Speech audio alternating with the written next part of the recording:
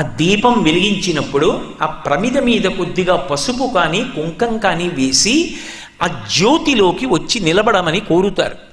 త్రయంబకమావాహయామి అంటారు. ఓ త్రయంబకుడా నువ్వు రా, లేదు దామోదరమావాహయామి, ఓ దామోదరుడా నువ్వు రా అంటారు.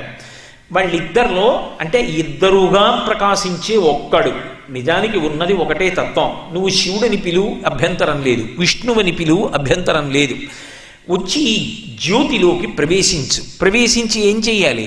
కీటాపతంగాహమశకాశ్చ వృక్షా జలే స్థలే ఏ నివసంతి జీవా దృష్ట్వా ప్రదీపం నచ జన్మభాగినః.